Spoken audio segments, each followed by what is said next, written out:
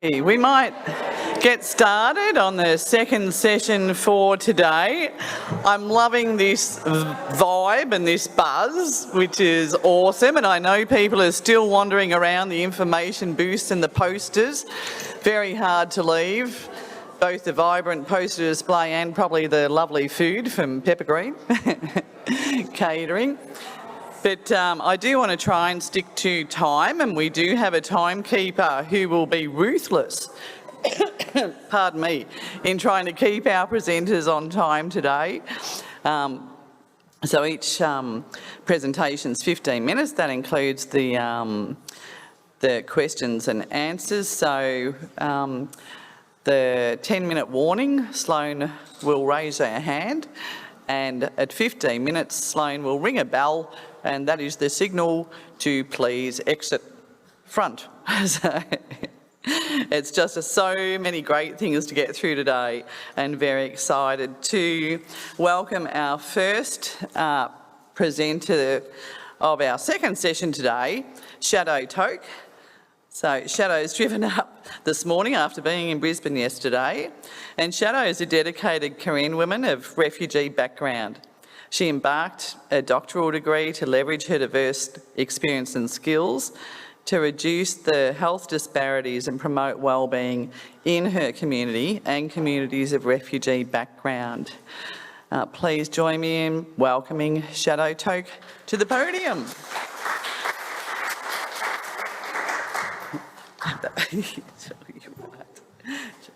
Oh, thank you. I'm going to put the mic down.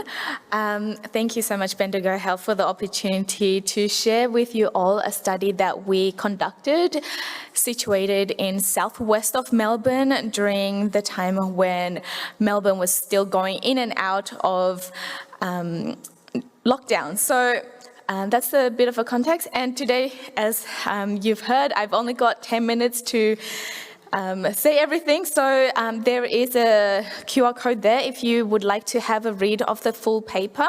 There's a lot more information that we go into much more details of how we conducted the study and of course the results as well. So I really want to acknowledge my co-authors and also the community members that were involved as part of the study, whether they were acting as the community advisors or the participants themselves. So I really appreciate their efforts and making this study possible. So my name's Shadow.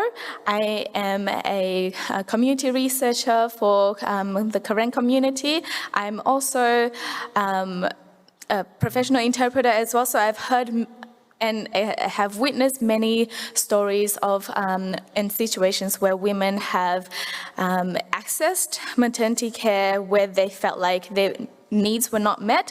So it's really important for us to be hearing from their voices on what they will consider trauma and violence-informed maternity care. So as a brief background, Korean people are one of the largest cultural groups from Myanmar, otherwise known as Burma. There's approximately 7 million of us, and we have our own language and distinct cultures. Very different from other ethnic communities from Myanmar. And the current census tells us that there's over 13,000 Korean people living in Australia, and more than half of us live in Victoria. And as people who have witnessed and gone through conflicts and wars, especially in Myanmar and the borders in between Thailand as well, the Korean people have experienced trauma pre-migration as refugees and also post-migration as they are navigating a whole new system around here. And so when research has found that they have an increase of depression, adverse birth outcomes, perinatal mortality rates, and stillbirth. So we really want to hear from their perspectives on how we can improve maternity care for them so that we can improve these outcomes for them. And our research aim is to explore their perspectives on what trauma and violence-informed maternity care is, and trauma-informed care talks about acknowledging experiences of trauma, and implementing that into practice to do our best to limit re-traumatization for those who are accessing care. And trauma and violence-informed care essentially adds onto the trauma-informed care framework, where it includes the understanding of structural violence and how that can impact women of refugee background experiences as well. So, how we did it, everything, whether it came from recruitment, relaying information about the study, gathering verbal consent, or whether it was through community engagement or speaking with women or interviewing them, everything was done through communities, and it was done in women's preferred language. It really helps being a Karen researcher that I'm able to speak with women directly in language and to interview them and to really understand their experiences with the cultural and linguistic insights. So we had an advisory team as well that consists of elders and community leaders and people with lived experiences to guide the study from the beginning to the middle, all the way to the end, including the analysis. So this was a really strong point for our study as a community-based participatory research study. 7 women spoke with us and shared with us their stories. All of them were they required interpreting when accessing maternity care, and they lived in Australia for about 4.5 years at the time of the interview. Now, to get into the findings a bit, women shared with us that as they are navigating maternity care, which is a whole new system for them, it's really hard to understand what they need to do, where they need to go, how it all works for them, and that can be a really scary experience, and that's something that we have termed, it's the unknown. And for women, for them to navigate that, it really helps when they have a support person, whether it be a family member or a friend or someone from the community that can help go through the journey with them and navigate the system with them. And one woman shared with me that it was possible to integrate their support person in care because the healthcare providers and the administration team spoke with her friend that she brought with her and made sure that for the next appointment, the friend is able to go and to be there for the woman. So it was really a combined effort from everyone.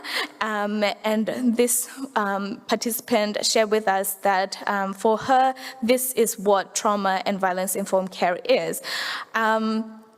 And for women, it's just having that.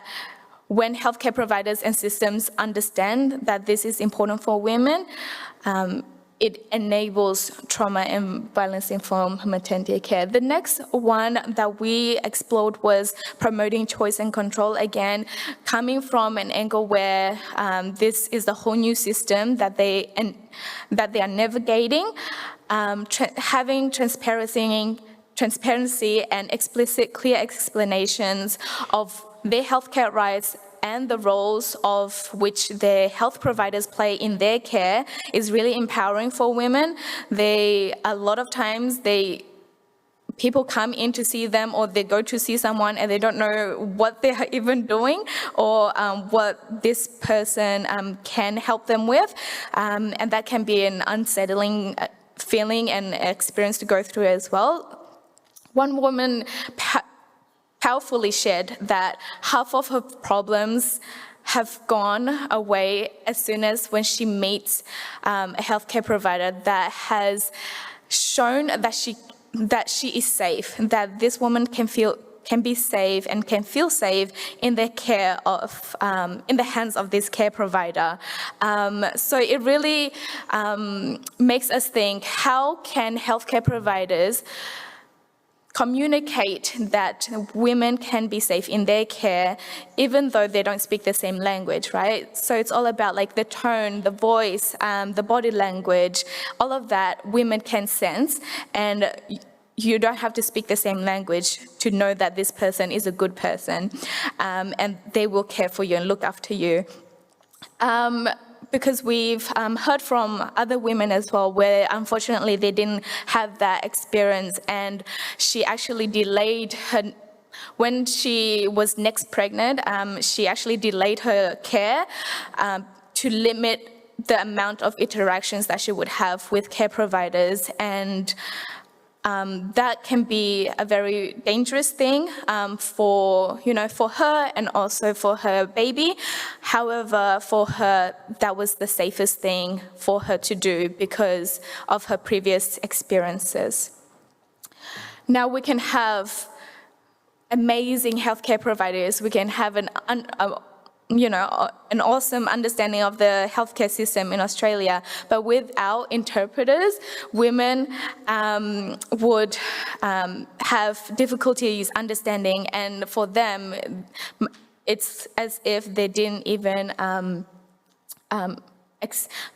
receive any care at all. So again, women, it's really important for interpreters to be playing that important role in enabling trauma and violence-informed care as well, to be understanding, to speak clearly and make sure that women understand the information being relayed to them. And so not having the right interpreter can also cause women to delay in receiving care as well. So by that I mean women will disengage themselves from care, from asking questions and asking for clarification. So just to conclude, for future studies, we would really love to see this kind of study being done in other cultural groups and in language that meet the community needs. Now, for future studies, we would also like to hear that from the perspectives of interpreters and maternity care providers. So I just want to shamelessly plug my PhD study. Please scan the QR code if you know someone that might be interested in sharing their experiences, because we have heard from women and interpreters so far in my PhD study, and we would really like to hear from care providers as well. So thank you.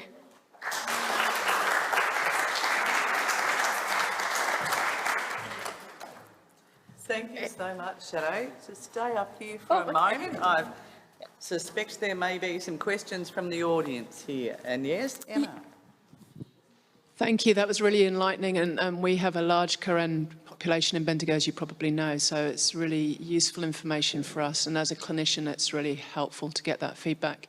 My question for you is there, and this is showing my ignorance, are there gender taboos for for clinician-patient relationships? That wasn't really brought up in the study. However, when it does come to sensitive topics, where certain body parts might be revealed, even if it's just the belly, women share that they do feel safer and more comfortable with women.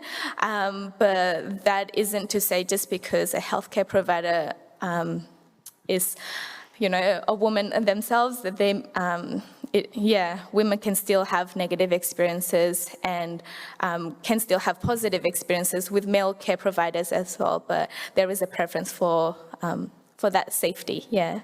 Thank you. Yeah, thanks. Any other questions there? No? Thank you very much, Shadow. Thank you.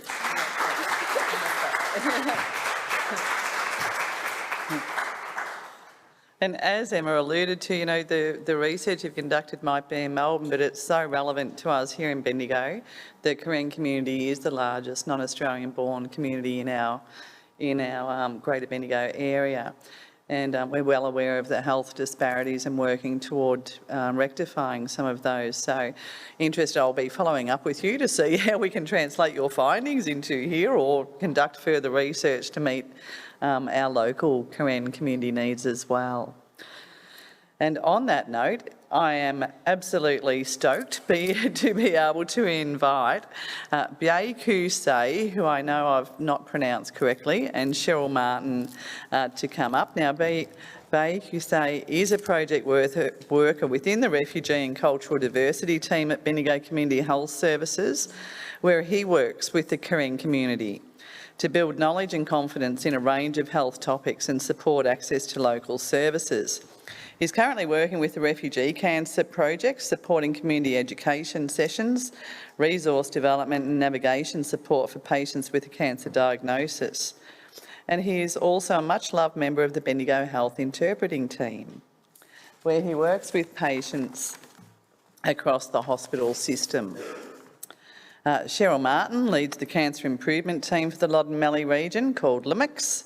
Originally trained as a welfare officer, Cheryl also has public health degree, worked in a range of primary care and hospital roles, and has been part of the LMICS team for 6 years. You might also see her bike riding and stopping for coffee at a local cafe of a morning. Welcome. Dear, thanks, Ange. Ange hails from Kerang, where I do as well, so thank you for that. And thanks for my colleague Waku to help with this presentation. And from the previous presenter, there's some really astute synergies that carry across around cultural sensitivity. So the Cancer Service Improvement Program area that I manage for the Loddon Mallee is a Department of Health funded initiative. We're one of 9 service improvements. This project, you're going to be in charge of the clicker, aren't you? I'm not good at technology. I get all flustered. Is a joint collaboration between the Bendigo Health Cancer Centre, Bendigo Community Health Services, and Waku has 2 hats on, working for community health, and also from Loddon Mallee. And this literally has been a grassroots project. It started one day in my garden when I took a phone call on my day off from my manager colleague at Community Health who said, Cheryl, what are we going to do?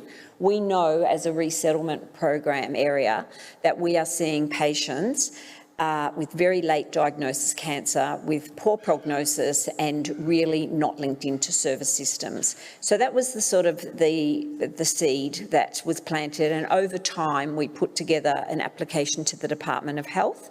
And in 10 minutes, we can't tell you everything. This has been a wonderful project. It's been a very humbling project, but also a very empowering project. But if there's nothing else you take from it, my take-home messages are that when you co-design a project with people with lived experience, then you can really enhance the relevance. When you work across primary and tertiary care partners, then the quality improvements for both patients and clinicians are really grounded and realistic. So these were the aims of our project, which relates both to patient and clinician support. And next slide, as Ange has already mentioned, in Bendigo we have 3,500 Karen people that have arrived as refugees and 300 Afghan people. And without trying to be simplistic, it's a very complex cohort of people whose protracted deprivation in civil war and living in refugee camps has really framed how they see health, health screening, survival, when you're surviving around looking for clean water and food. To think about health promotion is a bit of an abstract concept. And so that leads to an under-screening and lots of cultural overlays, and that influences health service engagement. I'm just going to move straight on to obviously in year 1, we did the usual project methodology of co-design, looking at barriers, enablers and myths surrounding cancer prevention and care. But I really want you to hear from Waku around the focus groups that we did with a lot of people with lived experience. Thanks, Waku. So with the focus group, we've done, I think, more than 7 focus groups since this presentation is a little bit old, but yeah, we aim to get about 400 participants by the end of November. So that's when our funding will end. But yeah, this is the first focus group we did. Some of the focus group we attend in a community hall kind of thing. Was some of them, we invite them to come to Bendigo Community Services. Or sometimes I do a home visit individually. Because everyone works differently, so it's hard to get a group together. So these are the fees and the myths that we find in the focus group. Just not cancer is just the end of time kind of thing. If you know that you have cancer, that's it. You're done. But that's the fear. But they didn't know that if you find early, that's it can be curable, but that's one of the, it's untreatable. It's not like a wound when you can put a bandage on it, it can be healed. It's very severe diagnosis that can be treated. It can, a lot of the time with our background, there's a lot of they call it black magic or something like that going around. It's a myth as well. So they're afraid that it could be passed down to, I don't know, anyone who has black magic, or it's let's say, and some of them only can be treated by, I guess, traditional medication instead of Western medication, because it's too strong, something like that. And when we look at the barriers, is the language which I jump into that. So I work across as a bilingual staff worker at Bendigo's Community Services and as an interpreter with Bendigo Health, so which help us to identify where is our falling point and how do we support clients who are going through these experiences. So, and a lot of the barriers is the word ana, it's in Burmese, but it's don't want to put burdens on people. They don't, even though they can't bear the pain that they have, they still feel that ana and don't want to bother other people to find support around getting proper treatment. In the Afghan community, similar situation as well, and we can see that they have the feedback we get. There's two types of cancer, females and male cancer as well, and it's also if someone's diagnosis, it can be spread through one person to a person. That's a fear as well. And falling back to what I said before, it can be once you have cancer, that's it. It can be treated. And looking at the barriers, the same things because of language barrier into the new country, new environment. That's where,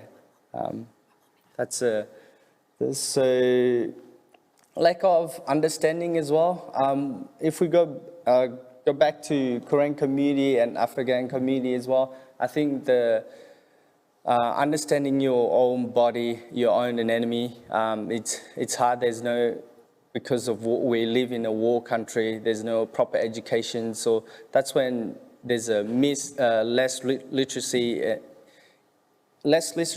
and less understanding of how your body work as well. So that falls into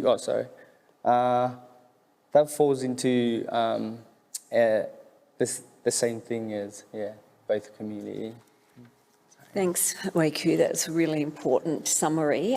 We also did focus groups and surveys with clinicians and administrative staff in the Cancer Centre, covering off 50 participants.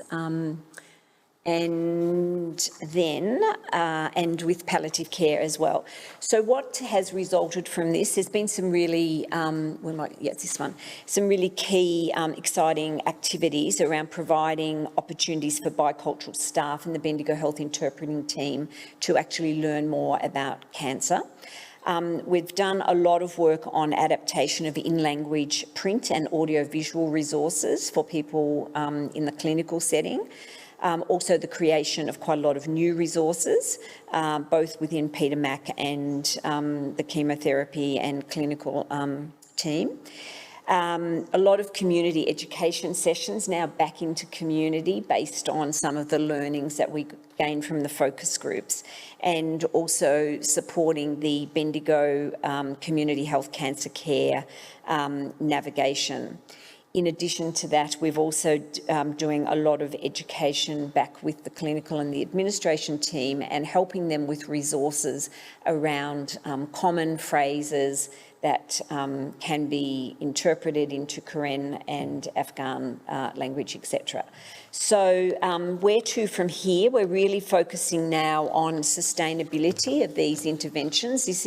We've been successful to get another 2 years funding because the Department of Health is very delighted with the work that we've been able to do at a regional area, and we're looking at transferability of some of these learnings across other parts of Victoria. So we've had extended funding to January 2026, and the embedding systemic change will be really important. Okay, that's it. Thank you.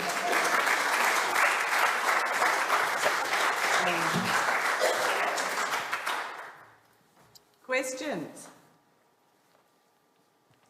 Emma? Can what you've learnt also be rolled out across other areas other than cancer, so other chronic disease? Because I imagine there is a lot of similarities across those as well. I think that's a really obvious and important question. I don't quite know how to answer that in terms of I'm not part of Bendigo Health as an entity, but certainly we've got our chair here, and we do feed up into a number of executive levels, I guess, at Bendigo Health. So that could be one of the outcomes. And there are some generic sort of resources too that we're developing that, without going into too much detail, web-based. Help me, April. Yeah, a web-based application called Talk to Me. Yeah, which is around an interim form of communication for administrative staff that help them greet people in language whilst waiting for an interpreter. And that's been done in collaboration. And I should have said this at the start, we've worked really closely with Andy Sloan and her team. And so that's a simple resource that, for example, could be transferred into other areas around that feeling of being culturally safe. But beyond that, yes, you're right, there's application across other areas, potentially. Just don't quite know how it's going to work yet. Thank you. Any other questions? Okay, Thank you again.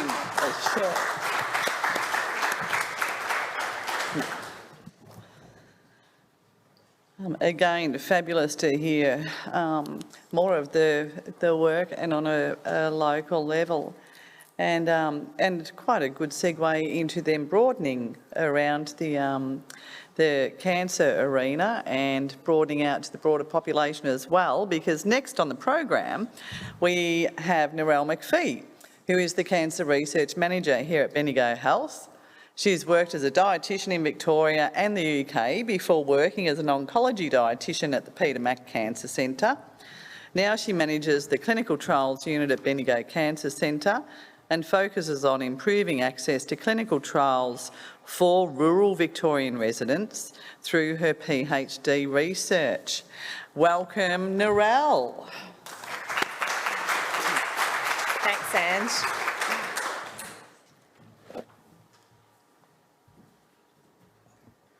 My time starts now, Sloan. It's my pleasure to be here today and speak on behalf of my colleagues, Dr. Di Hughes from the Bendigo Cancer Centre and also Dr. Ali Radzewski from the Monash School of Rural Health. As Ange said, I'm the Cancer Research Manager. So today I'm talking about clinical trials, and in that context, clinical trials are research studies that determine if a new drug or combination of drugs or drugs in a new tumour type is more effective and safe than what's currently available. So we need diversity in research so that those clinical trials that are testing new ways to treat cancer apply to our broad population. And it won't surprise you that most clinical trial activity occurs in metropolitan centres and that rural residing people are unrepresented population in clinical trials. And we've seen today and heard about the large investment that's being made to try and improve this. There are many barriers to participation in clinical trials that apply for everyone. The structural, you need to have a clinical trial available. You need to be able to get to that clinical trial. There are clinical barriers. The eligibility criteria are increasingly narrow. A past history of cancer or comorbid conditions will rule you out of a clinical trial. There are clinician-related barriers, and probably most well documented are the patient-related barriers, but patients don't get to decide whether they do or don't participate in a clinical trial unless there's a trial available, they look like they're eligible, and their clinician that has actually discussed it with them. We know from the global literature that rural residing people are willing to participate if given the opportunity, so that speaks volumes to why local trials are important. This study's come about because we wanted to know about the experience of our clinical trial participants, and we couldn't find anything in the literature. We did find a recent study on clinical trial participation, but that was metro-centred and didn't pull out whether people had resided elsewhere.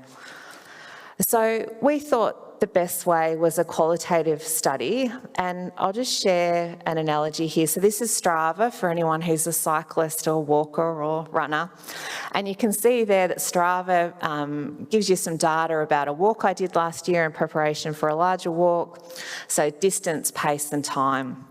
But what Strava doesn't tell you was I was walking in the Maiden Gully bush, it was a beautiful blue day, and Snoopy accompanied me. So this was a great excuse to show you a picture of my dog, but also highlight the richness that comes from sharing experiences. So our questions were simply, what factors influence rural residing people with cancer to participate in clinical trials, and what factors keep them on trials?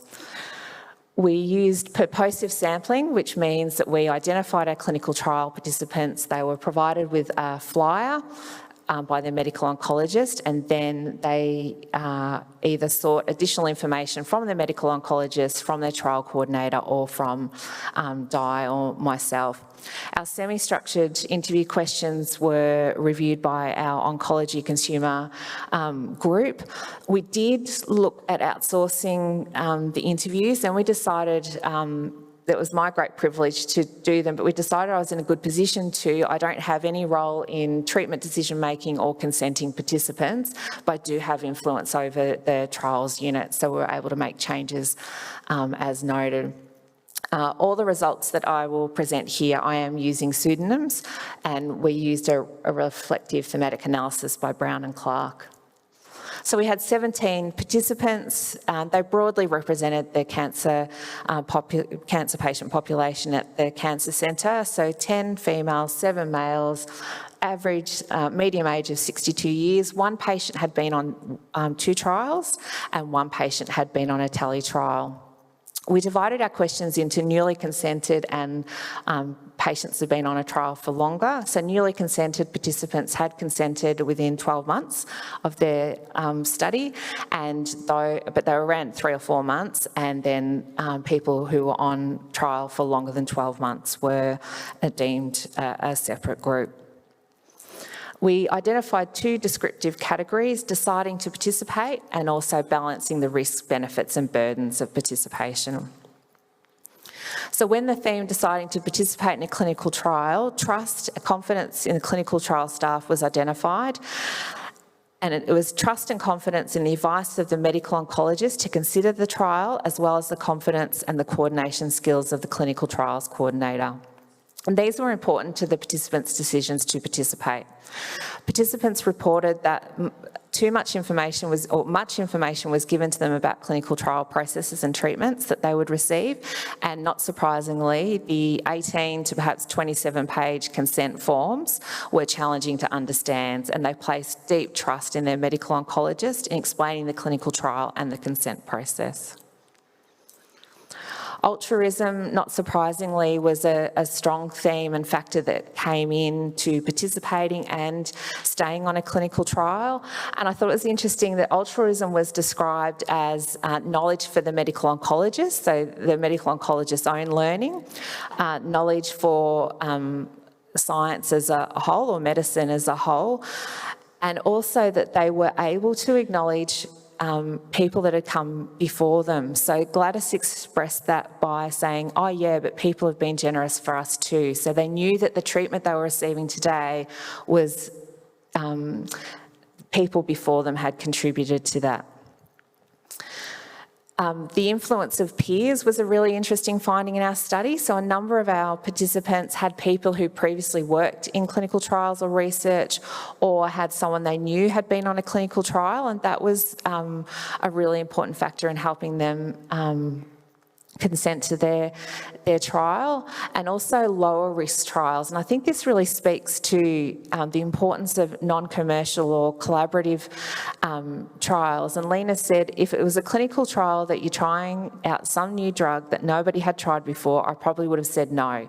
But because it was more or less standard of treatment where you were going to look at the results and then come up with a theorem, then I was more than happy to participate.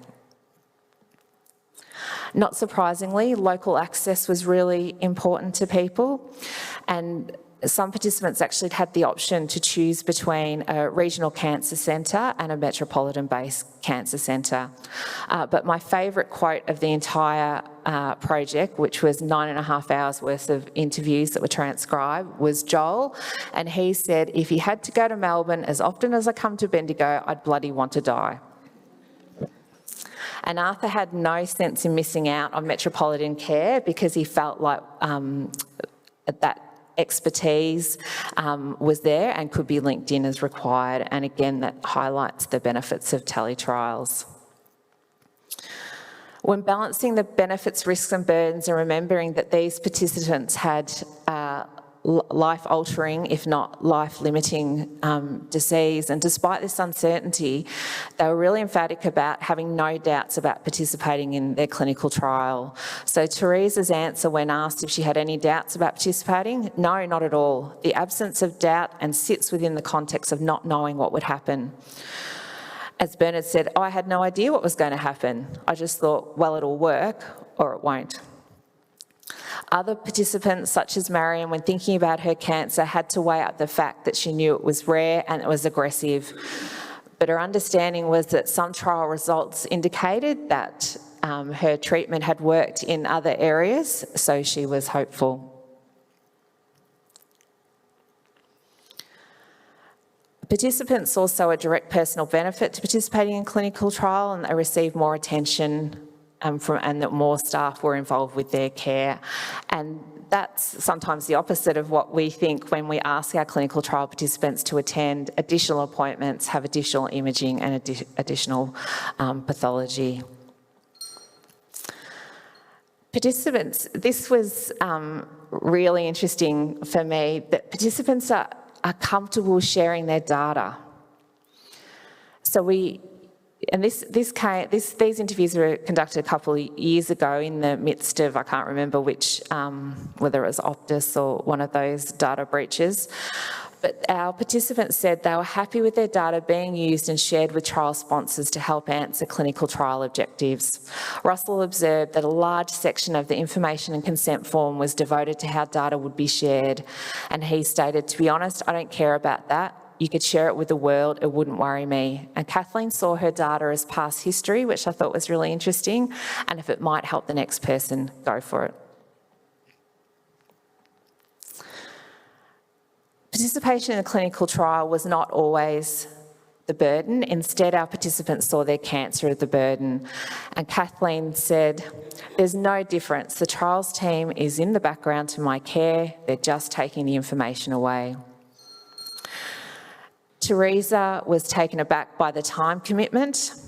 And Sadie observed that the trial does require discretionary time. So it is interesting to note that 10 of our 17 participants weren't working at the time of their clinical trial.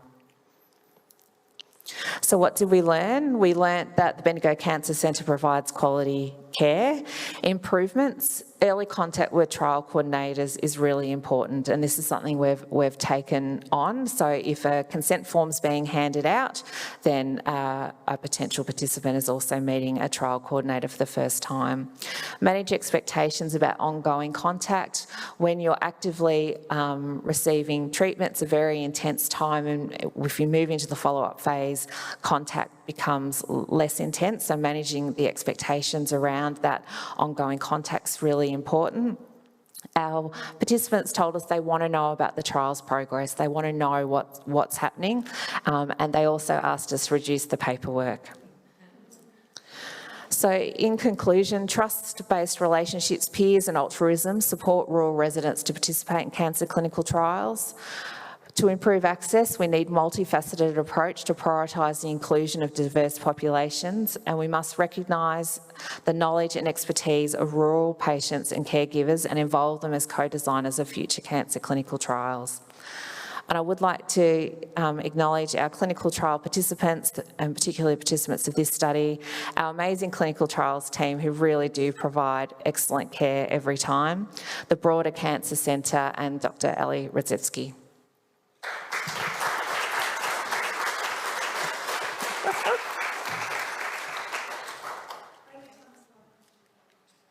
So one question?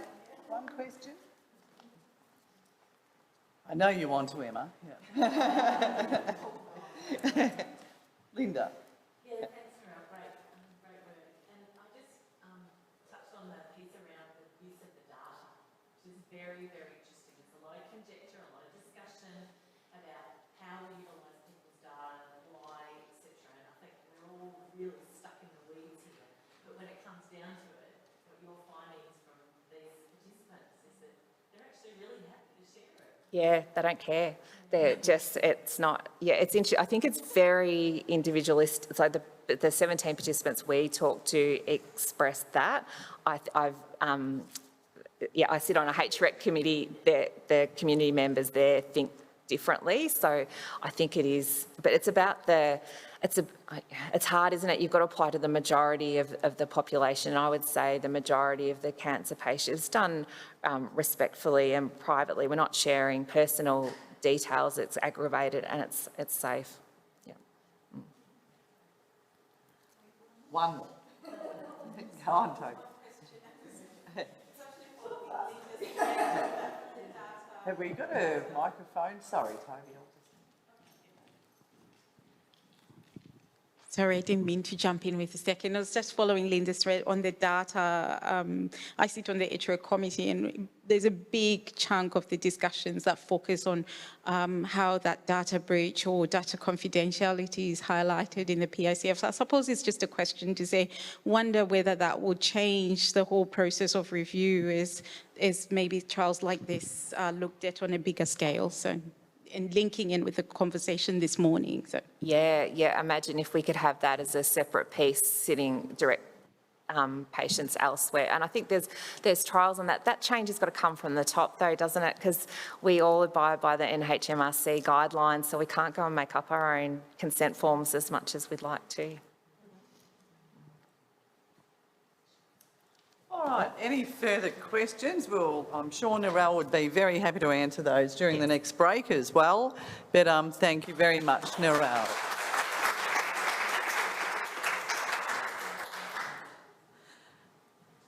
And moving forward as well, progressing on the Cancer Centre theme and the importance of investigator-initiated trials as well. It's a great pleasure to welcome Cathy Anderson, who's the data manager for our Cancer Centre Clinical Trials Unit at Bendigo Health and has been working in public health for 21 years, including 16 years experience as a study coordinator. Cathy is a key member of the team developing Bendigo Health's first investigator-initiated cancer clinical trial. Welcome, Cathy.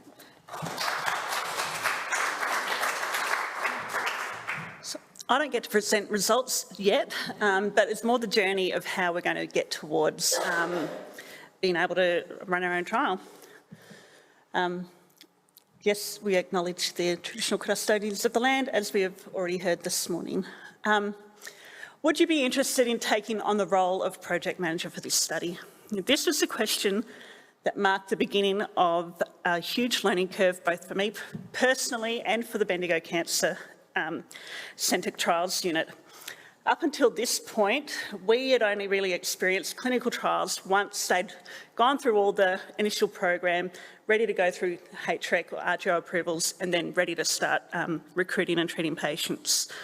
Even though we were a fairly experienced clinical trials team, this question opened up a whole doorway into a whole new realm we hadn't stepped into in trials land yet. So when I first started working in the medical oncology way back in 2002, I was a ward clerk then and knew nothing about clinical trials. And all I could see was that there was a lot of paperwork, a lot of medication bottles going around, flying around. We didn't have very many trials. So fast forward to 2022, when I rejoined the medical oncology unit, there are now 6 nurses or study coordinators, a research manager, and me as the data manager, and we had quite a few more trials. Collectively, we've got over 60 years clinical trials experience in our staff now. And coupled with that growth and that growth in experience, the Cancer Centre had joined part of the Regional Trials Network of Victoria, which you've heard about previously this morning. This is a collaborative group of regional trial centres with the shared aim of building trial capabilities and skills in the regional areas with the hope of being able to offer quality trials for patients closer to home in the regions. And it was through this alliance that the idea of an investigator-initiated trial was conceived. A group of experts with consumer representation developed a protocol to evaluate the emerging treatment options for people with advanced cancers receiving an immunotherapy. But the secondary purpose was also to test whether regional sites were now capable of designing, coordinating and conducting a multi-site investigator-initiated trial. So one of the experts involved in this was Sam Harris, one of our medical oncologists here at the healthcare group. He took the lead for the study, knowing the capabilities and skills in our department. He approached Narelle, our research manager, can you do this? And obviously she said yes, otherwise I wouldn't be here this morning. The study design was pragmatic, it's uncomplicated, and it was kind of the perfect opportunity for us to take this next step into trials.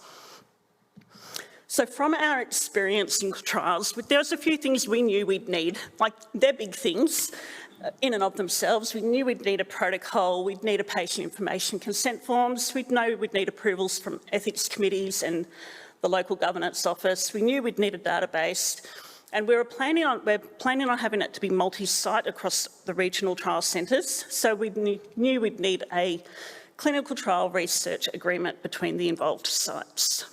But what else did we need to know? There must be more to it than that. So first we needed to check on what Bendigo Health required us to do to run a trial, but then expand that out to a multi-site study. And naturally, our journey began on the Bendigo Health research pages. This is the first resource we found. It's the Bendigo Health Research Governance Toolkit from 2015. At the time, this was the only document we had available, and it is an old document, but it did reinforce to us the building blocks that we already knew we needed. But it did lack the guidance for what type of trial we were planning to run and what resources we would need.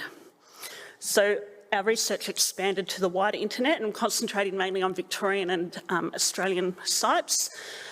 And I'm just going to highlight 2 of the sites that we've used, just for the sake of time and clarity. Was that working? Yep. So the first one we used was the VCCC Alliance website. They have got a great suite of tools and resources on their website, and they've actually developed an investigator-initiated trials toolkit. And on the left there, you can see some of the things that are included in the toolkit, and at just a quick glance, we knew we'd need to develop a budget, we'd need to consider risk management, data management, monitoring. The other website we used was the Victorian Government's the Clinical Trials and Research website. And this gives us like the higher level regulatory overview of how to manage clinical trials, but it also houses, importantly, the standard templates that we would need to use, like the patient information and consent forms. So we were now getting a clearer idea of what we needed to do to run a successful trial. There are the things we knew, plus a couple of extra things that I identified earlier. There's other things as well, but crucially, and one other important thing that we identified we needed was institutional support. This is crucial right from the outset, particularly when we're submitting to our HREC committee, because this institutional support conveys to the ethics committee that our institution knows about the study and is prepared to take on the role of sponsor of the study. And the sponsor is very important because they carry the medico-legal responsibility associated with running the study, and they're responsible for the safety reporting and safety monitoring for it as well.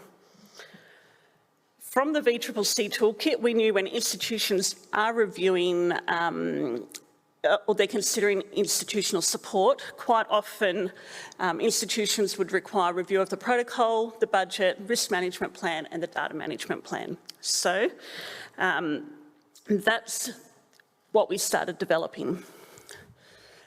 Bendigo Health didn't have a recognised, I guess, pathway for providing institutional support. So we actually approached the executives who look after the research governance of our institution.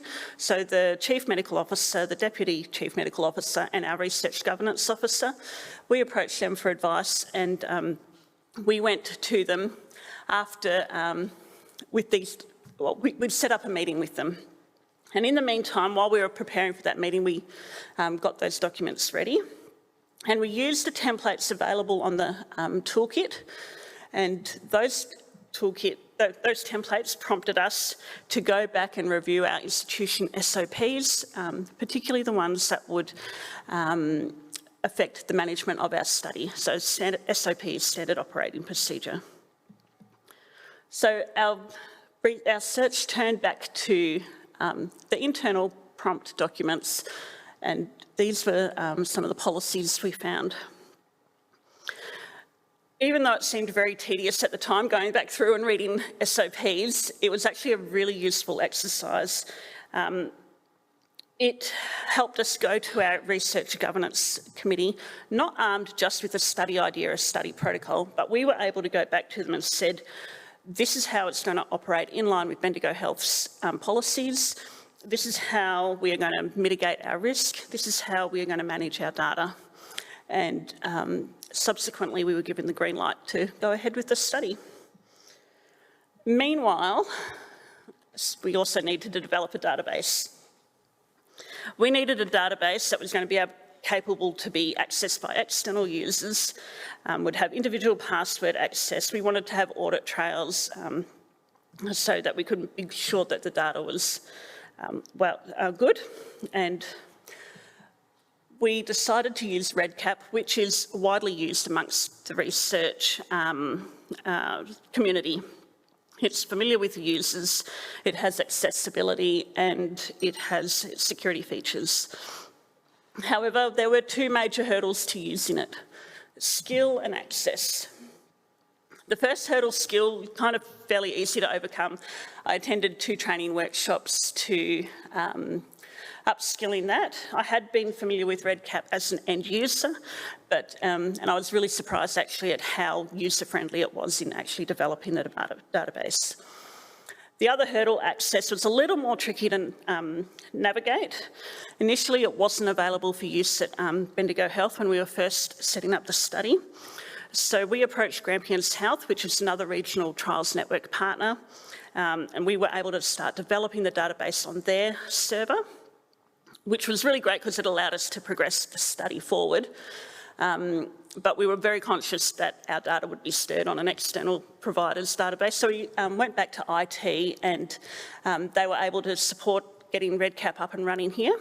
So once it became available here in Bendigo, we transferred our database back onto the Bendigo Health server, where we're now tweaking it ready to start the next phase of recruitment. So let's recap the progress so far. We've got a protocol, picker, support budget, management plan, data management plan, database. Got our template for our contracts, but we're still missing our HREC and RGO approvals. Unfortunately, we haven't been able to submit our project to our Bendigo HREC committee because we need multi-site support. So we've had to go to one of the larger metropolitan hospitals for that. We have submitted to them and we've received some feedback and some queries from them, which we're in the process of resolving and communicating back to them. We're hopeful that we can get ethics approval through shortly, hopefully in the next couple of months. Then we can proceed to local governance approval. And then once we've got those two things, we can open our study and get going on the fun part. So this is the question that started off our journey. It's been a big, interesting learning curve. And while we were an established clinical trials unit, we still had a lot to learn and to get our understanding of what we needed to do. And I've taken you on a huge whirlwind quick tour of what we've been learning and going through. But I can say for sure that the knowledge and experience gained through this process has laid a firm foundation from which we can run our trials successfully. And it will also be the springboard from where we can launch, hopefully, other investigator-initiated trials, Bendigo, and also in regional. I hope we can share our skills and capabilities across the region. And we are now very much looking forward to opening this study and starting on its next phase.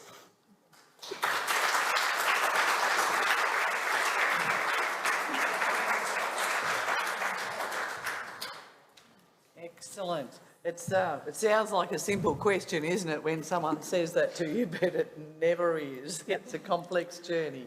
Yes, question now. Thank you, Kathy, for sharing so openly and generously. I was actually going to ask you, being a bit cheeky, would you do this all again? But my real question is, the National Clinical Trials Governance Framework, have you found anything in there that might have helped? I think it probably came in a bit later after you started this process. Has that been useful? I think our project started before that came in, so yes and no. I think what we've learned is going to be fitting into the framework.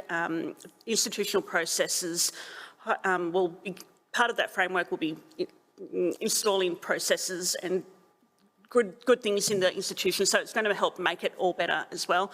So we've kind of had to do it from scratch a little bit, but I think with that framework in place, it will help pave that way and make that a bit smoother again.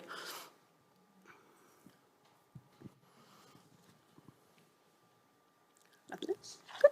No other questions? Thank you once again, Kathy.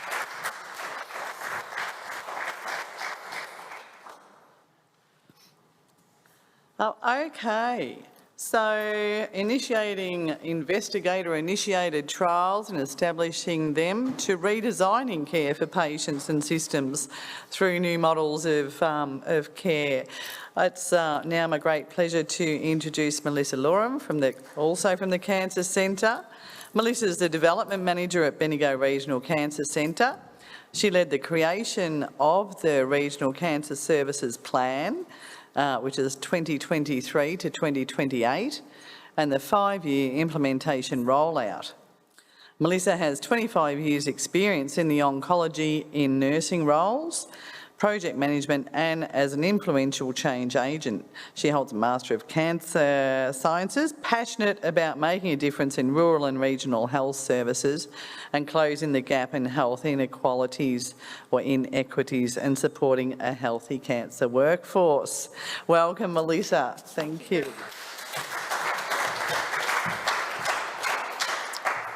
Thank you, Ange. And I'm going to continue in the cancer flavour that has started today. So, we'll get started. Is it as simple as just touch? Oh, okay, we're back. Rightio, here we go. So today I'm going to share some innovative redesign work that the Cancer Services team have led over the last 12 months. We've introduced 2 new models of service delivery for our new patients on entry to Cancer Services. So really, to give you an understanding of the need for where this quality improvement came from, really based around the following factors. So we've a really high volume demand of new patient referrals into cancer services every year of in excess of 1,000 new patients. We were aware that there was variable navigation support on entry to cancer services based on a particular tumour type. If it was breast cancer, it was often a breast cancer nurse. For other cancers, not the same. Our oncologists were spread thin, working really long hours across clinics, inpatient wards, trying to squeeze triage of referrals into the end of the day. It was often rushed. There were high levels of frustration. Referrals could be poor. They lacked potential information. And there was a real growing awareness that intake processes did lack a centralised and coordinated approach. So we saw a limitation in our service model on entry to cancer services. It was really timely though, because we were able, at the same time we were developing a regional cancer services plan. And this involved a very broad consultation process of more than 100 consumers and clinicians.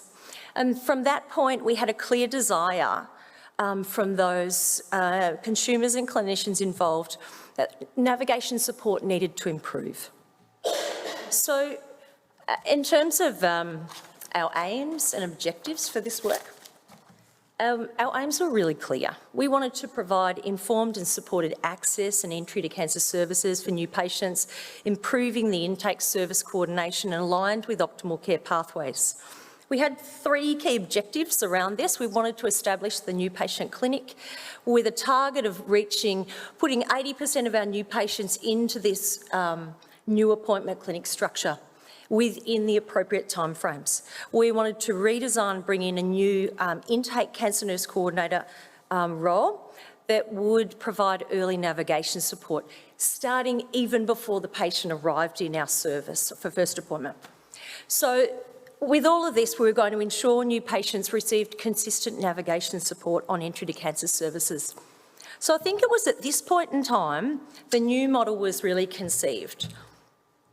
With a redesign approach, we had hoped to bring patients, clinicians and systems level benefits across the whole.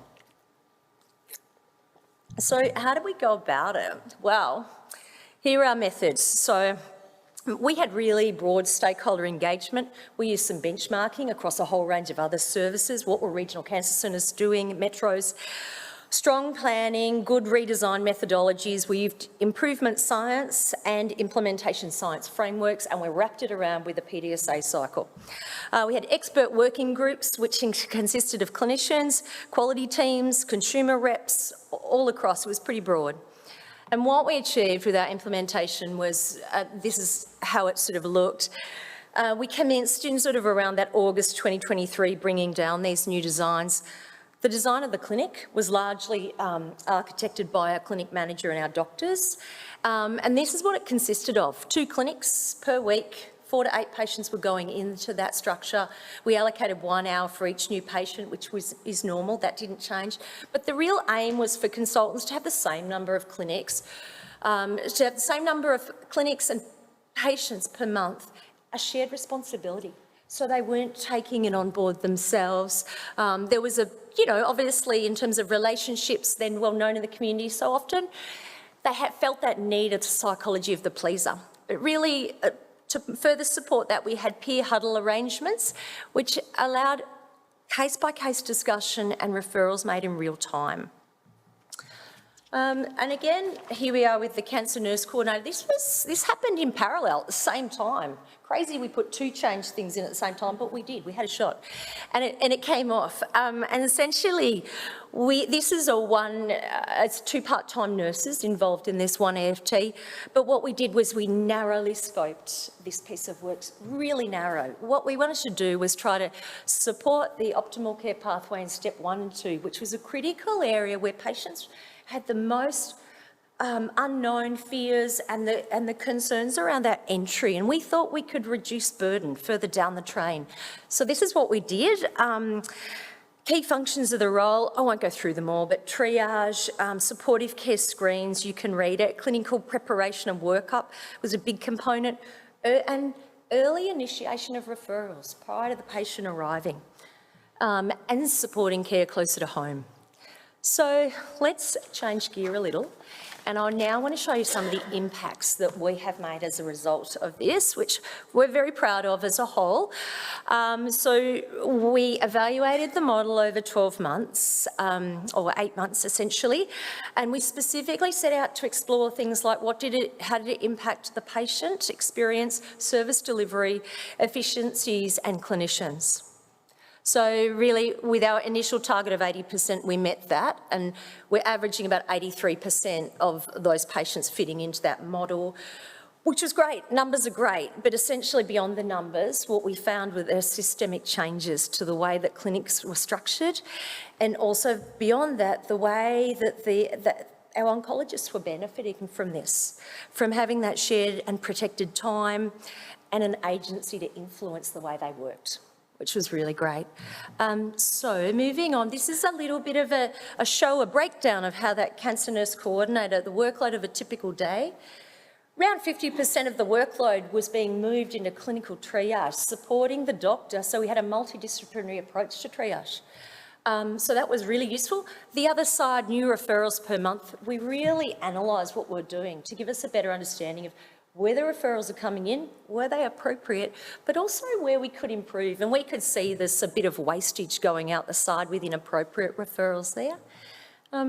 This next slide, it really talks to the benefits for patients that we could see through the reach and the impact of this cancer nurse coordinator.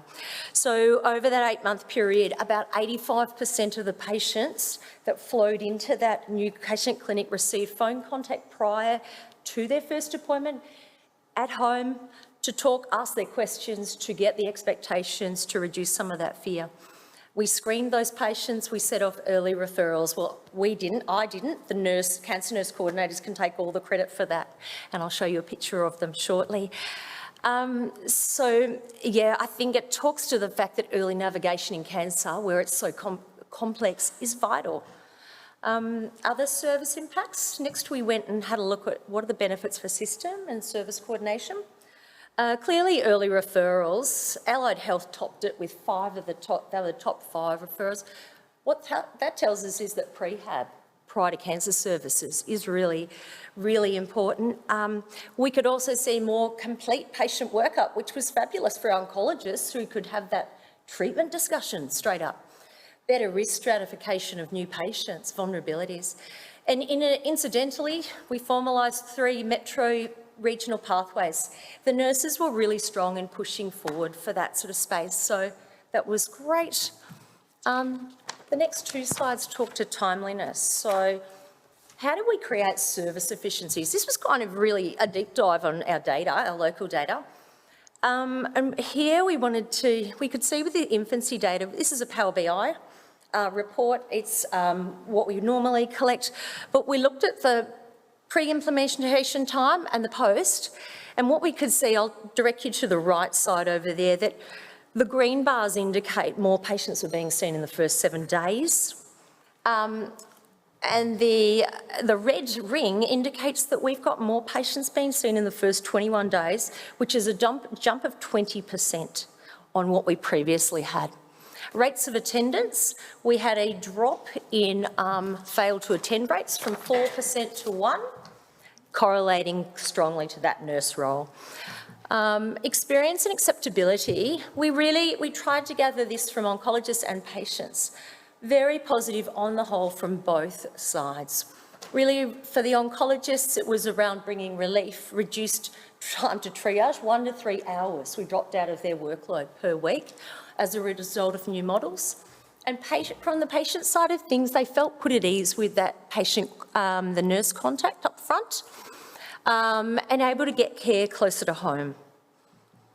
So while I've rushed through some of our results, I think it's really clear from all of this that our work in Redesign confirms that we benefited new patients, or the new patients' care, reducing any of the anxieties, bringing relief to clinicians and systems. The main reasons for success we see are shared goals amongst our team, establishing that central intake team, and that oncologist mentoring for those nurses so that they were sustained in those roles. Further work, we can do more work in this space, but it'll largely move towards gathering more patient experience and looking at additional navigation resources. So to close, I just wanted to acknowledge the huge amount of work that's gone into this with our teams and our consumer representatives, and I've just named them up here. Thank you very much.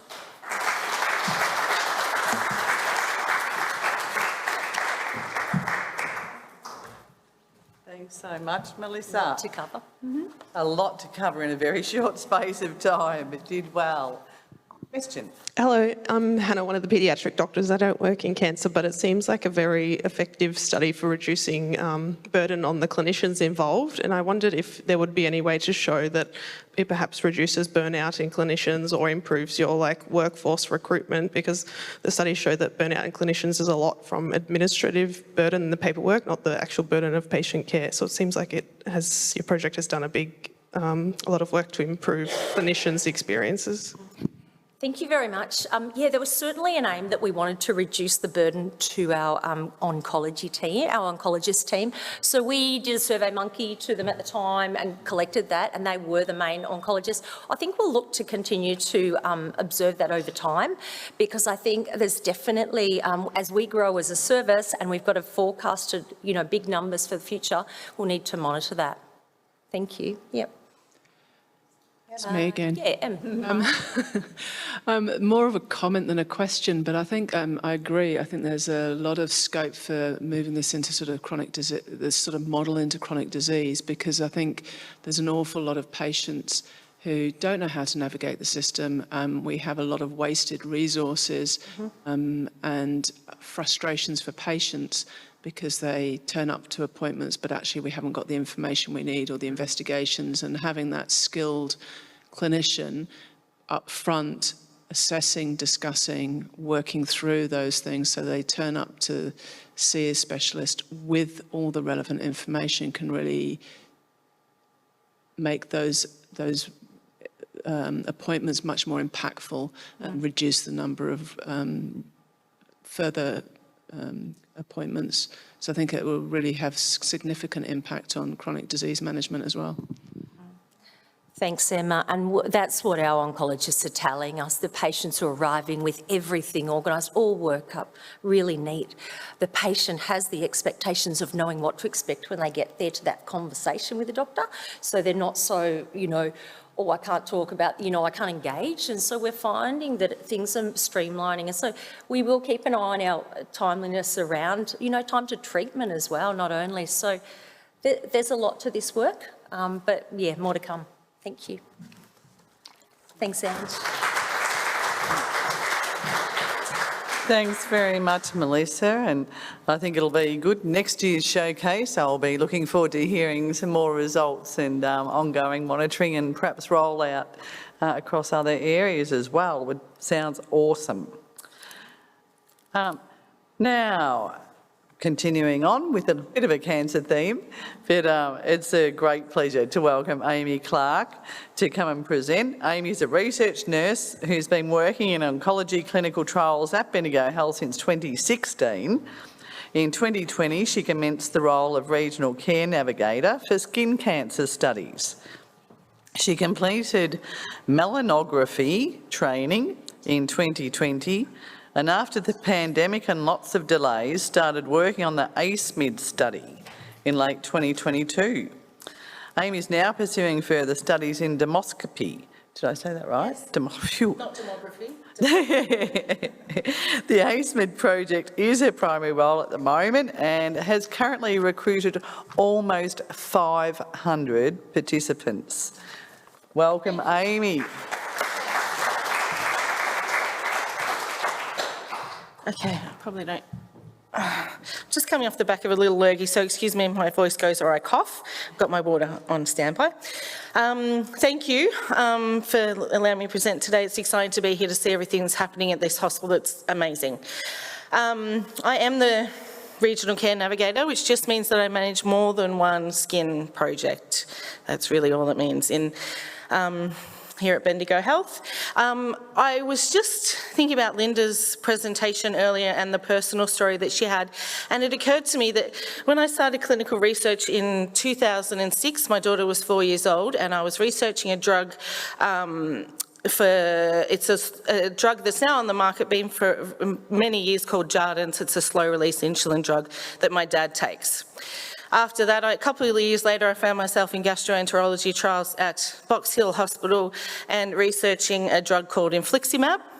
My daughter has Crohn's disease. She's just about to fail treatment on her current treatment. Her next drug will be infliximab. So the personal, my personal experience of clinical trials, I'll also be really keen to get her on the next amazing, treatment that's hopefully a cure. But that personal side of things is just so interesting, and sometimes you just don't stop to think about it.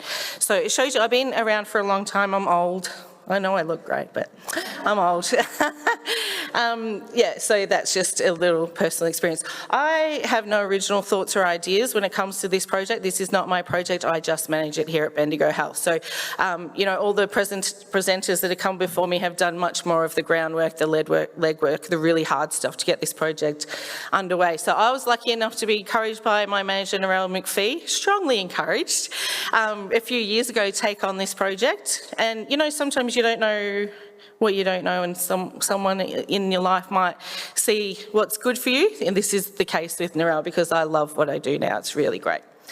So the challenge of melanoma is quite obvious. I don't need to, preach to the converted. Australia and New Zealand have the highest rates of melanoma in the world, and it's one of the greatest cancer burdens for Australia and New Zealand.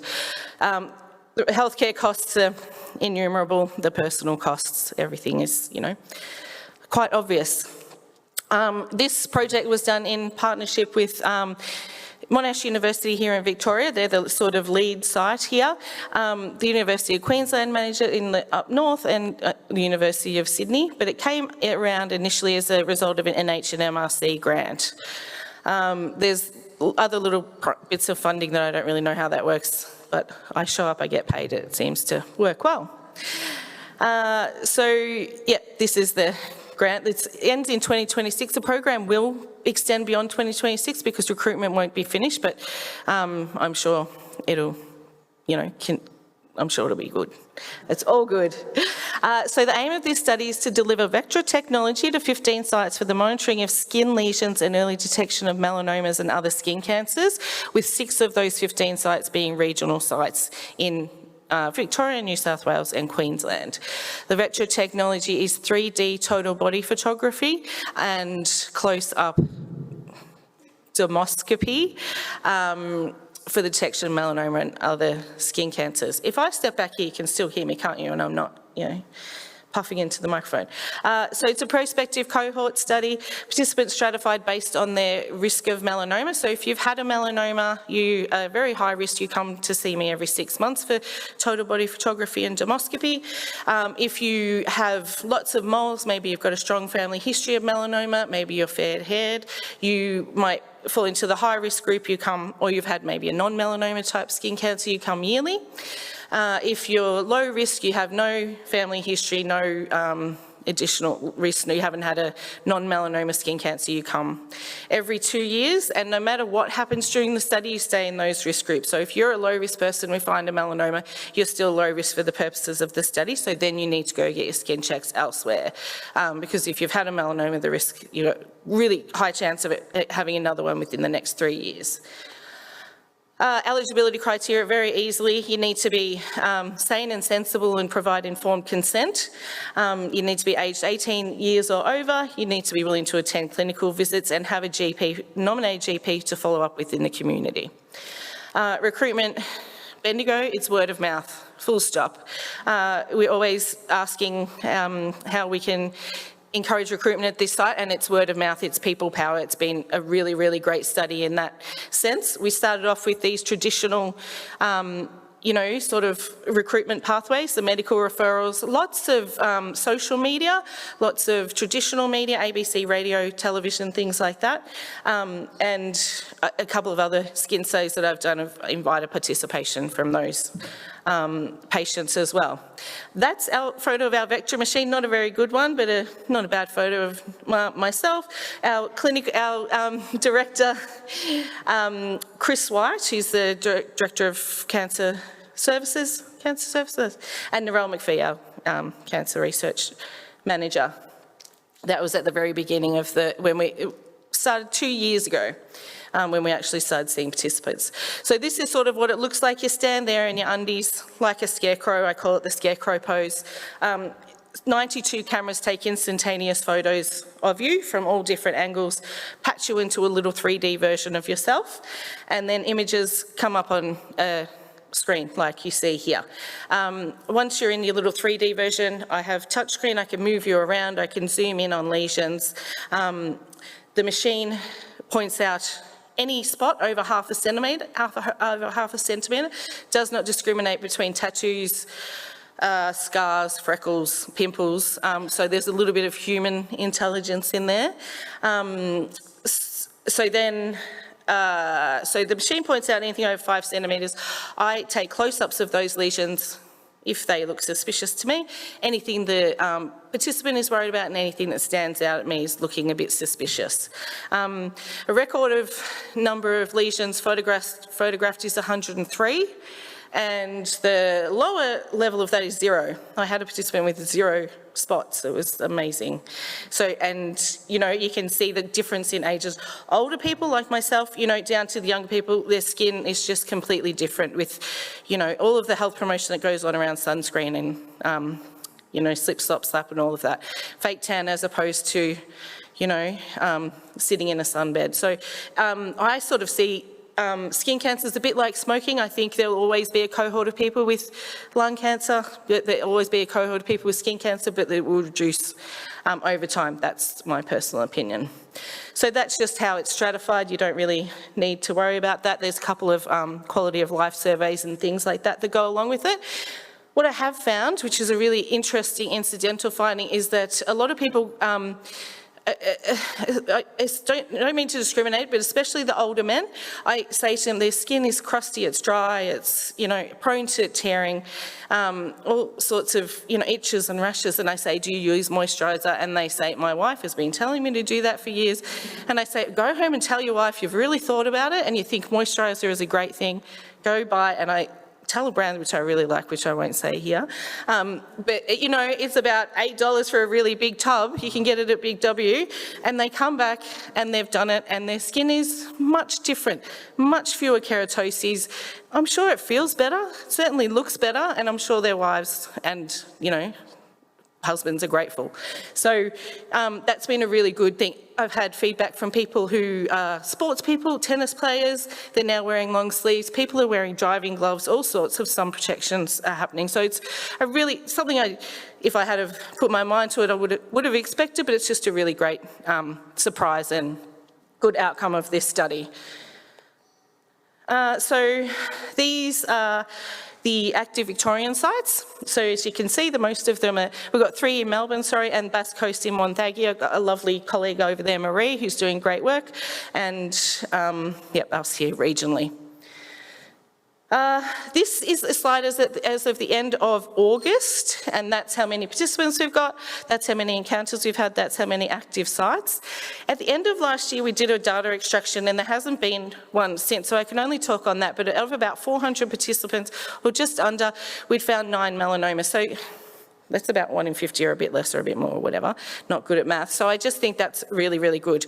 There's data that's coming out, collecting data on melanomas picked up by the ACEMID program, ones that are missed, and the non-melanoma skin cancers are innumerable. Anecdotally, in my head, I find a non-melanoma, basal cell carcinoma or a squamous cell carcinoma in about 1 in 10 participants, from just anecdotally. So really good to, educate people about those, get those looked at. We've had really good GP and community engagement. Everyone seems to know about the study. I can see a few familiar faces in the audience. It's just been really great. Now, these are the numbers over all the sites. Bendigo, we're really kicking goals down there with a little, until a couple of months ago, I was the sole provider. Now I have my colleague, Peter Norton, who has just been appointed the melanoma nurse specialist role, sort of like a breast care nurse at Bendigo Health. She's also training and doing skin checks, so I find that a really great collaboration, just another way that we can, talk to people about skin, really get into the melanoma space and do some good work. That's not that exciting, again, about where we are. If you're interested, email acemid@bendigohealth.org.au if you want to be a participant. If you have a colleague, friend, family member who wants to participate, get their consent and send their details, and I'll put them on my wait list, which is about 6 months long, but there are still spots available. So that's it. Thank you.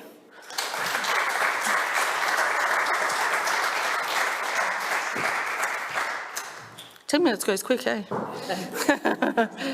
Yeah. Any questions? No? Great. Thank you. Do you have any information about people, have any patients dropped out, they had their first scan and didn't bother returning for their second or their third because you're into 2 years? And how far are people travelling to come to you? Oh, great question, Jo. I have one patient who has involuntarily not been able to continue in the study, so he's housed elsewhere at the moment. So I had a couple of people withdraw. We had an amendment to the consent form, and we sent out a optional, these are the changes to participation. Are you happy to continue? A couple dropped out, but we didn't find anything significant on them. I don't know why, I didn't have a reason. So that's pretty much all the dropouts. I've sent 2 people to other sites. So a site opened up in Wagga Wagga, and it was closer to where they were. So on that second question, we had patients travelling 3.5 hours to us. So it was 1.5 hours to Wagga Wagga, so we transferred them over. We've had a couple of people come from Peter Mac, because one lived in Bendigo, one lived in Castlemaine. People come from Melbourne. The furthest afield, I have someone come from Adelaide to participate in the study. So it's extremely popular. It just shows you the need and the desire for skin cancer screening. And one of the big goals of the project is to prove, to me it's a no-brainer, but we're here for research, we're all here for the same reason. We have to prove in a controlled environment that it works. So one of the goals is to have skin cancer screening as a normal screening program like breast or bowel and now lung. So if that would, however that looks, if it's GP-led, whether it's someone like me, whether it's dermatology-led, who knows, but that sort of, it just goes to show you that it's really, really wanted in the community. People love it. Yes, Zena? How many melanomas have you found through this? Yeah, I found 9. At the end of last year, we did a data extraction. You probably missed it. I found 9. Anecdote, I can count 8 in my head this year. And there's some that I don't know about. So I don't always get the reports, even though I ask really nicely for the doctors to send me feedback. They don't always. So I found 9. I think only 1 where I went, oh wow, that's like totally a melanoma. after we take, I probably missed out this part, once we take the image, those are reviewed by a dermatologist remotely. We have a secure server with Monash University that our researchers, our dermatologists from Peter Mac look at, and, you know, finding those, they've all been level 1 or melanoma in situ, so they're really early findings of melanoma, so that's been great benefit to the community. And again, the non-melanoma skin cancers are just innumerable. They're just a lot. Yeah, so it's been good. Yeah. We're still open to recruitment. Sorry? Study as a teletrial? No, there was funding for 15 sites and all 15 sites have been allocated. However, there has been a machine provided to Mildura through a different funding pathway. They're looking at, and when I first heard this, I thought it was crazy, but they're looking at putting their vector on a truck and taking it, regionally. I was told not to lean on my vector, barely breathe on it, you know, so I don't know how that will work because I calibrate it every week and still I get some glitches. So I don't know how that will happen in real life, but that's really exciting. That's really exciting. So no, the 15 sites, are, as far as I know, they're determined. If Mildura does have a stable unit, they will be involved in recruitment for ACEMID, but otherwise they'll sort of be their own entity, yeah. Thank you.